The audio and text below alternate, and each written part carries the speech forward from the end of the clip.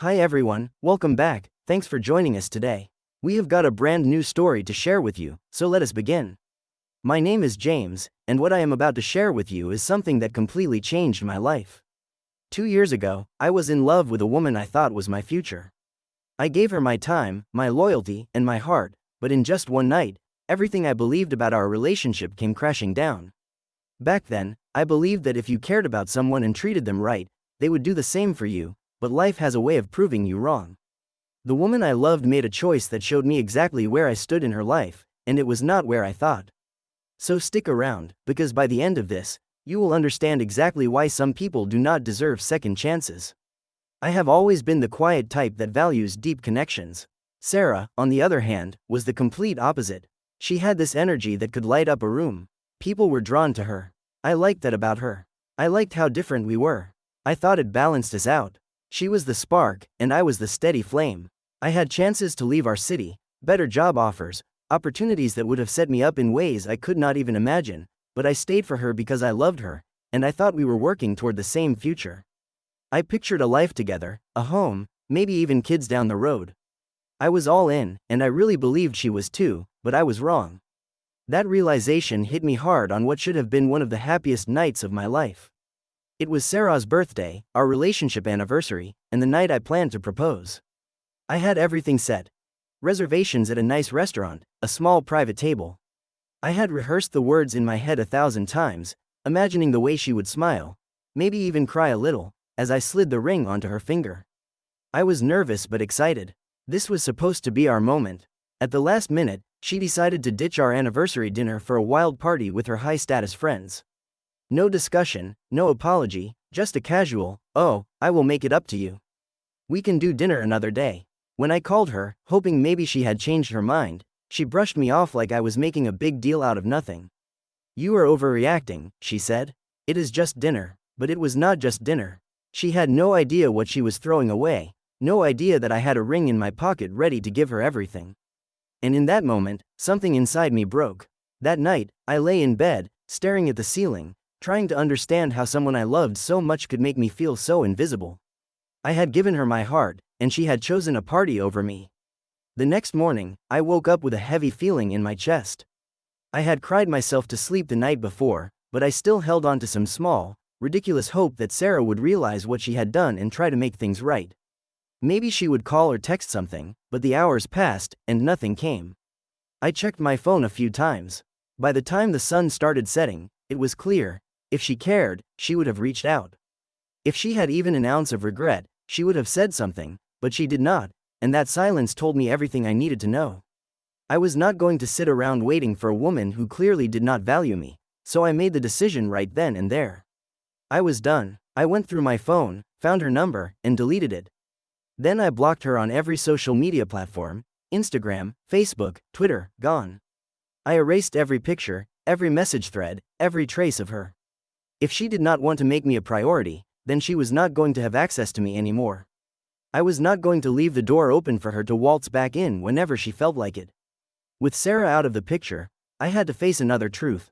I had nothing keeping me here anymore. I had passed up job opportunities in the past because I did not want to leave her behind, but now, staying felt pointless. There was nothing left for me in this city. I was not even going to wait for another offer to come through. I told myself, when I get there, opportunities will come. I was not going to let life happen to me anymore. I was going to take control.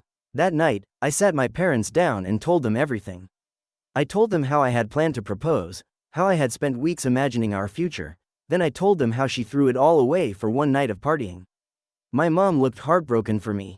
My dad did not say much, but I could tell he was disappointed, not in me, but in the way Sarah had treated me. They supported my decision to leave. They knew I needed a fresh start, but when they asked where I was going, I kept the details vague. I did not want Sarah showing up later with some half-hearted apology trying to pull me back in. I needed a clean break. The next morning, I packed my bags and walked out of that house with no intention of ever looking back. I reached out to an old schoolmate, Michael, who had moved to a bigger city a few years ago. We had not talked in a long time, but when I explained my situation, he did not hesitate to help. "Come crash at my place for a while," he said. And just like that, I had a place to land when I got there. I barely spoke about what had happened. Michael could tell I was going through something, but he did not press. I was grateful for that. The last thing I wanted was to rehash the past. I just wanted to drown myself in work and forget everything, and that is exactly what I did. I took on every job I could find. Day shifts, night shifts, anything that kept me busy. I was not picky. I worked in warehouses, handled deliveries, even did some freelance tech work when I could. My body was exhausted, but my mind was too numb to care. I refused to check social media, refused to wonder what Sarah was doing, refused to even say her name in my own head. Relationships? Forget it. I did not want to hear about love, dating, or anything that involved emotions. My only focus was me, making money, securing my future, and becoming someone who would never be left behind again. I had always been responsible with money, but now I took it to the next level. Every dollar I made was split into two categories: investing in myself and investing in the stock market. I learned everything I could about finances, watched videos, read books, and studied how to make my money work for me. Slowly, I started seeing the results. After a few months, I was able to move into my own place. It was not anything fancy, just a small apartment, but it was mine, no more crashing on couches. 2 years went by in a blur. The pain that had once consumed me no longer controlled my life. Looking back, I realized Sarah did me a favor. If she had not walked away that night, I might have never walked toward the life I was meant to have. One day at the mall, I was not expecting to run into anyone from my past, let alone someone connected to Sarah. I was just there to pick up a few things, but as I turned the corner near the food court, I saw a familiar face. At first, it did not register, but then it hit me. It was Lisa, Sarah's old friend. My first instinct was hesitation. The last time I had heard her name was when Sarah accused her of trying to steal me. Back then, I trusted Sarah, so I naturally believed she was telling the truth. I even remembered thinking Lisa was a snake for trying to mess with our relationship.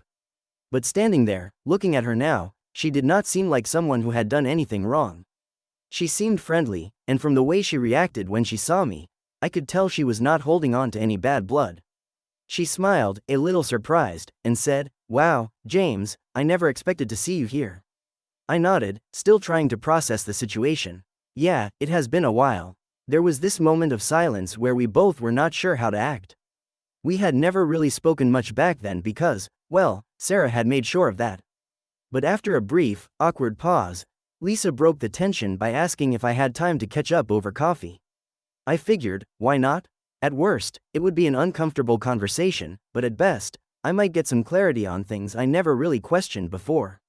So we sat down at a small cafe in the mall, and that is when I learned the truth. Lisa did not dance around it. She came right out and said, "I always felt like Sarah did not appreciate you. That is why we stopped being friends." That threw me off because that was not the story Sarah had told me. When I asked Lisa what she meant, she explained everything. Apparently, she had confronted Sarah about how she treated me, how she was selfish in our relationship, how she did not seem to value my time or my feelings. But instead of listening, Sarah flipped the situation and accused Lisa of trying to take me for herself. That accusation spread through their friend group, and before Lisa could defend herself, Sarah had already turned everyone against her. The more Lisa talked, the more everything started clicking in my head. It all made sense. Sarah had lied to me. She had painted herself as the victim and made Lisa look like the bad guy, and I had fallen for it, blindly.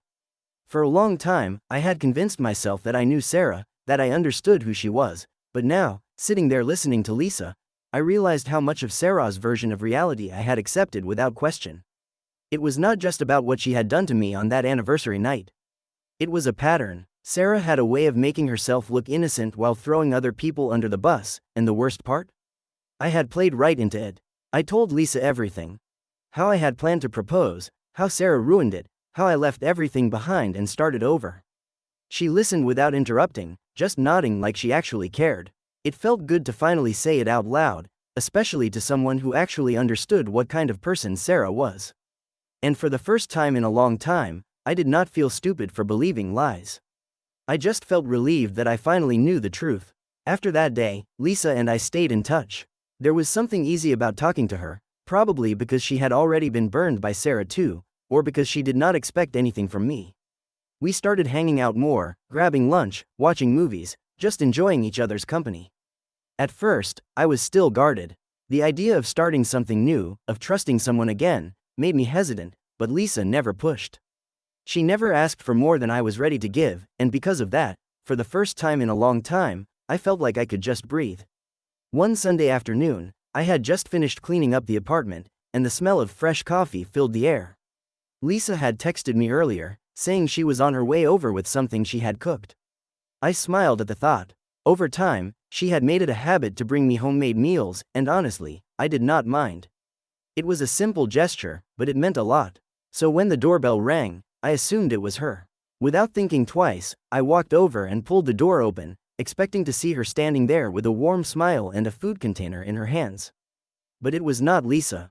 It was Sarah. For a second, my mind refused to process it. She did not look different. She stood there, hesitant, unsure of herself.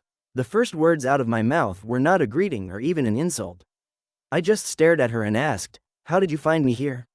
She opened her mouth as if to explain, but I did not let her. I had no interest in whatever story she had come up with. I shook my head and said, "Leave." Just like that, because she had no business being here, and I wanted her gone. She broke down right there in front of me, sobbing so hard she could barely get her words out. She clutched her chest like the pain was physically hurting her. Through her broken cries, she begged for forgiveness, saying she had made the biggest mistake of her life.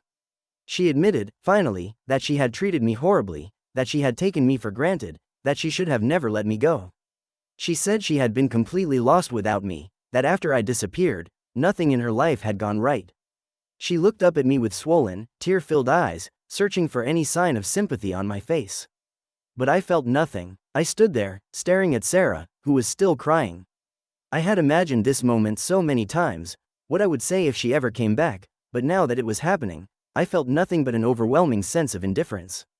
Just as I opened my mouth to tell her to leave again, the sound of approaching footsteps made both of us turn.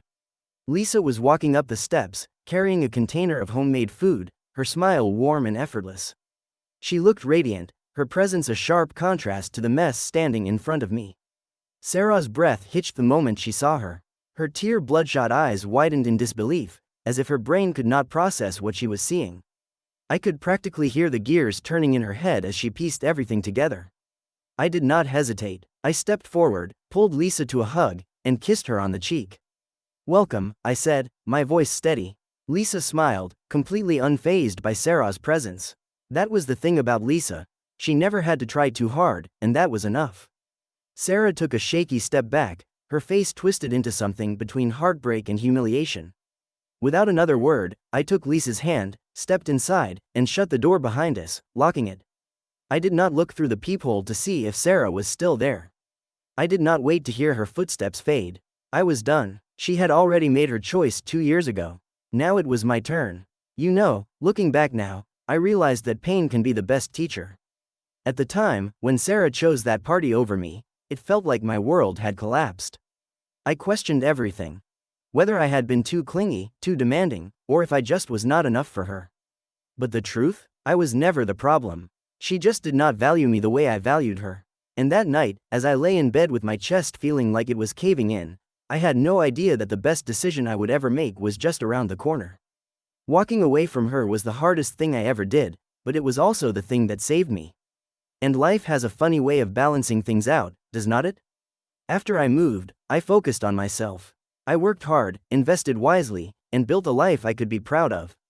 Meanwhile, I heard Sarah jumped into another relationship almost immediately, and not just any relationship. She went for a guy who fit her lifestyle perfectly. A party guy, the type who lived for the fast life, just like she did. At first, I bet it seemed like she had it all.